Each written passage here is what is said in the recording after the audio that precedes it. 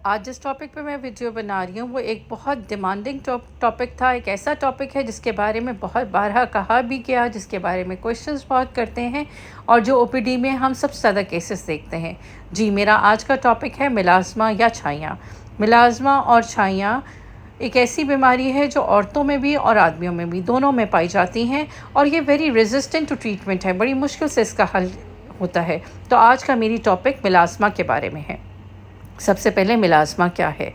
मिलाज़्मा एक chronic disease है जिसमें चेहरे के दोनों अतराफ में छाइयाँ, काला रंग के धब्बे आ जाते हैं और ये बड़े शार्प एंगल्स के साथ चेहरे पे होते हैं और बहुत नुमायाँ होते हैं और ये किसी भी एज ग्रुप में आ सकते हैं। मेरे पास अक्सर पेशेंट आते हैं जो कह रहे होते हैं कि डॉक्टर साहिबा, ये तो हमें कभी भी नहीं हुए, अभी तो हमारी शादी भी नहीं हुई थी और हमें छाइयाँ आ गई।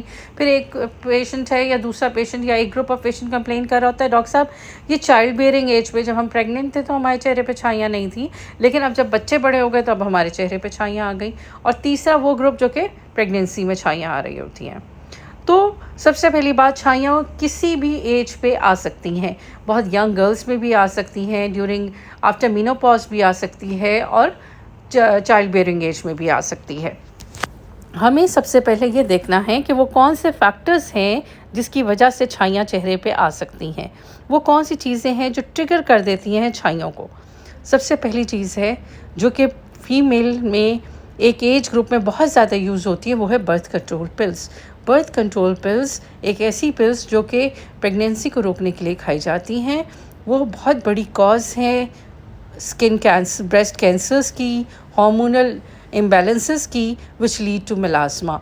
मिलाज़्मा या छाई बर्थ कंट्रोल पिल्स की वजह से आ सकती है। दूसरा, हार्मोन रिप्लेसमेंट थेरेपीज़।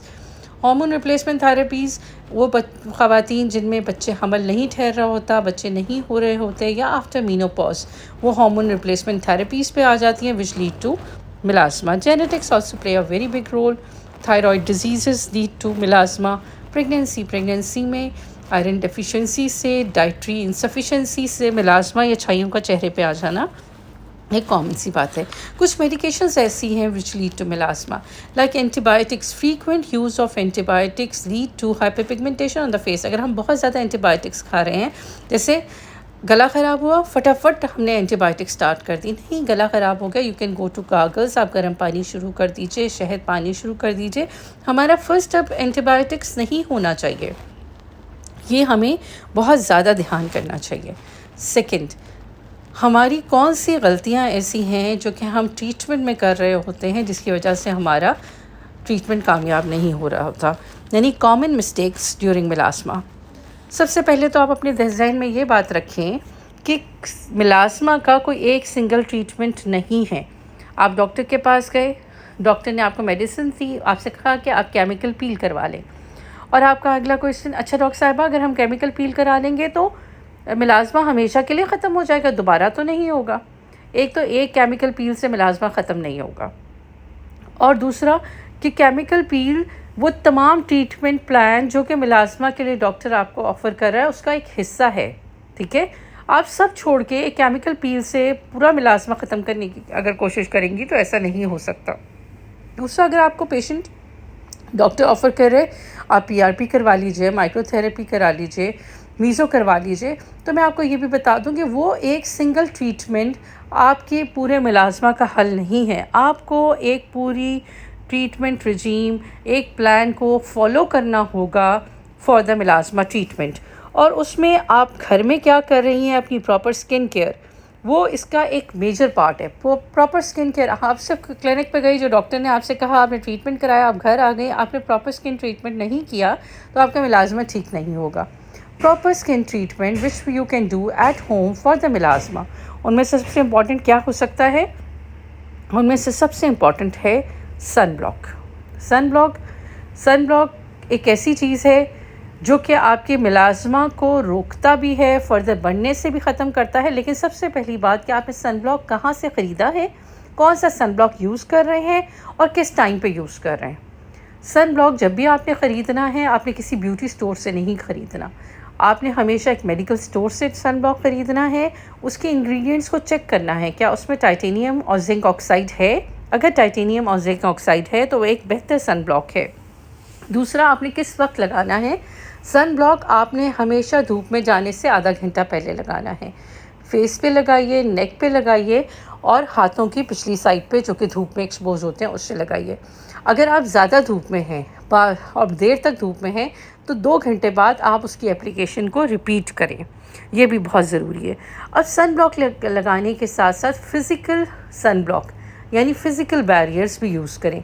आप चेहरे पे मास्क पहन सकते हैं, नकाब पहन सकते हैं, हैट यूज़ कर सकते हैं, धूप में जाते हुए अम्ब्रेला का इस्तेमाल करें, ये भी बहुत ज़रूरी है। लेकिन इसमें जो याद रखने की बात है वो ये है कि आपने जो भी चीज़ों का इस्तेमाल करना है वो should be light colour.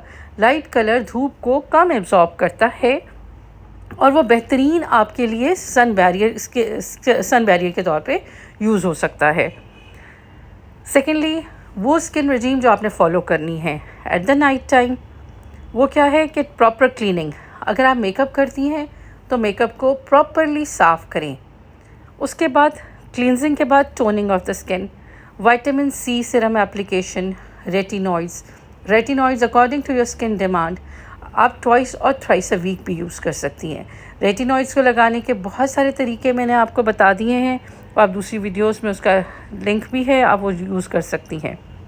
Secondly, अब आप होम ट्रीटमेंट्स पे आएँ। होम रेमेडीज़ क्या क्या आप मिलाज़मा के लिए यूज़ कर सकती हैं। होम रेमेडीज़ में एक चीज़ है कि आप इक्वल क्वांटिटी में बेसन दही ले लीजिए, मिक्स करके उसमें एक चुटकी हल्दी डाल लीजिए, उसको अपने चेहरे पे लगाएं फॉर 15 मिनट्स और फिर चेहरा धो लें। लेकिन होम रेमेडीज़ क्योंकि बहुत आहिस्ता आहिस्ता असर कर रही हैं तो आपने इसमें कंसिस्टेंट रहना है। 2 वीक्स यूज़ करें, then give a break of 4 days, फिर 2 वीक्स यूज़ करें और फिर 4 डेज़ का ब्रेक कर लें। सेकेंड होम रेमेडी जो आप बहुत अच्छा यूज़ कर सकती हैं वो आलमंड पाउडर को पाउडर मिल्क के साथ मिक्स कर लीजिए, उसमें थोड़ा सा पानी डाल के पेस्ट बना लें और उसे फेस पे अप्लाई कर लें। फेस पे अप्लाई करने के बाद wait for 15 minutes and then rinse it off. Multani मिट्टी का इस्तेमाल आप चेहरे पे कर सकती हैं। हर वो होम रेमेडी जो आपको सूट करती है वो आप चेहरे पे लगा सकती हैं। अब इसकी ट्रीटमेंट, हमें क्या ट्रीटमेंट करनी चाहिए इसकी। सबसे पहले जो इसमें बहुत इम्पॉर्टेंट है वो है डाइट में आपने क्या यूज़ करना है। आयरन डेफिशिएंसी एक कॉज है फॉर मिलाज़मा, तो आपने आयरन रिच फूड लेना है। आयरन रिच फूड में क्या क्या है, नट्स, बादाम, किशमिश, खजूर। आप अपने एक खाने को रिप्लेस कर लें विद नट्स। अगर आप सुबह के नाश्ते को नट्स से रिप्लेस कर लेते हैं तो ये एज अ एंटीऑक्सीडेंट भी आपके लिए काम करेगी और आपके हेल्दी डाइट भी होगी और वेट लॉस में भी हेल्प करेगी। दूसरी क्या चीज़ आप आयरन रिच ले सकते हैं, आयरन रिच फूड में पालक है, मेथी है, चेरीज़, मैंगो और कलेजी, गोश्त, ये सब आयरन रिच फूड हैं। सीजनल एंड रीजनल फ्रूट, वो फ्रूट्स जो आपके सीज़न में अवेलेबल हैं और वो फ्रूट्स जो आपके रीजन में अवेलेबल हैं, these are very good for your health and for the iron restoration. Second चीज़ आपने क्या करनी है कि अपने हीमोग्लोबिन लेवल्स कराएं। अगर आप एनीमिक हैं तो आप आयरन सप्लीमेंट्स पे जाएं, अगर आप एनीमिक नहीं हैं तो आप आयरन सप्लीमेंट्स यूज़ ना करें। Third, vitamin C rich food ज़रूर इस्तेमाल करें, जिसमें कीनू का, लीमू का इस्तेमाल, समर में आम का इस्तेमाल, शहतूत का इस्तेमाल, चेरीज़ का इस्तेमाल, या विटामिन सी की भी बिगेस्ट सोर्स है। थर्ड, टॉपिकल इंग्रेडिएंट्स या टॉपिकल केमिकल्स जो कि आप अपने चेहरे पे लगा सकती हैं, उनमें से एक चीज़ है हाइड्रोकिनोन एक अच्छी चीज़ है लेकिन इसके साइड इफ़ेक्ट्स बहुत ज़्यादा हैं। इससे स्वेलिंग आ जाती है, बर्निंग आ जाती है और अगर इसको दिन में लगाया जाए तो ये फर्दर मिलाज़मा को एग्रवेट कर देती है। इसलिए अगर आप हफ्ते में 1 से 2 दफ़ा हाइड्रोकिनोन चेहरे पे बहुत स्मॉल अमाउंट में रात में लगाएं तो ये एक बेहतरीन ट्रीटमेंट है फॉर द मिलाज़मा। आप हाइड्रोकिनोन के अलावा क्या क्या यूज़ कर सकते हैं, एजेलिक एसिड यूज़ कर सकते हैं, tranexamic acid serum is very good for the melasma, alpha arbutin use कर सकते हैं। थर्ड, वो ट्रीटमेंट्स जो कि आपको डॉक्टर ऑफ़र कर सकता है फॉर द मिलाज़मा, उनमें से एक इम्पॉर्टेंट ट्रीटमेंट केमिकल पील है। केमिकल पील एक ऐसा ट्रीटमेंट है जिसमें केमिकल आपके चेहरे पर लगाया जाता है जो कि मिलाज़मा को वैनिश कर देता है।